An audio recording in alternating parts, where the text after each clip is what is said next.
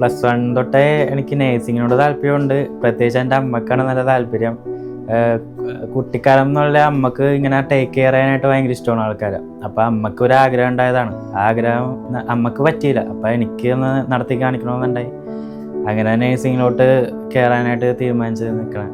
അപ്പോൾ പിന്നെ എവിടെ പഠിക്കണമെന്നാണ് എനിക്ക് കൺഫ്യൂഷൻ. അപ്പോൾ ഇന്ത്യയിൽ ഓപ്പർച്യൂണിറ്റീസ് വളരെ കുറവാണ്. നേഴ്സിംഗ് ആയിട്ടുള്ള ആൾക്കാർക്കൊക്കെ വാല്യൂ അത്ര കൊടുക്കാത്ത ഒരു സ്ഥലമായിട്ട് എനിക്ക് തോന്നി. അപ്പോൾ പുറം രാജ്യങ്ങളിൽ ഞാൻ അന്വേഷിച്ചപ്പോൾ അൽബേനിയ എനിക്ക് നല്ലൊരു ചോയ്സായിട്ട് തോന്നിയായിരുന്നു.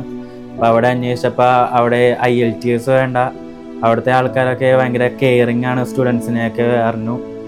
അങ്ങനെയാണ് ഞാൻ അൽബേനിയ ചൂസ് ചെയ്തത്. ഇതിലോട്ട് എത്തിപ്പെടാനായിട്ട് ഞാൻ ഇൻസ്റ്റാഗ്രാമിലൂടെയാണ് മാഗ്നറ്റ് അബ്രോഡിനെ പറ്റി അറിഞ്ഞത്. അങ്ങനെ അവരുടെ അടുത്ത് ഞാൻ ഡീറ്റെയിൽസ് ചോദിച്ചപ്പോൾ അവർ അൽബേനിയയിലെ ആ യൂണിവേഴ്സിറ്റിയും എല്ലാം എനിക്ക് അയച്ചു തന്നു. അങ്ങനെ എനിക്ക് ഒന്നും കൂടി ഇതിനോട് ക്രേസായി. അങ്ങനെ ഞാൻ അൽബേനിയയിലോട്ട് തന്നെ പോകാമെന്ന് വിചാരിച്ചു. അപ്പോൾ ഇവർ വേറൊരു ഗിഫ്റ്റ് ഞങ്ങൾക്ക് പ്രൊവൈഡ് ചെയ്യാമെന്ന് പറഞ്ഞു. അത് ലാപ്ടോപ്പാണ്.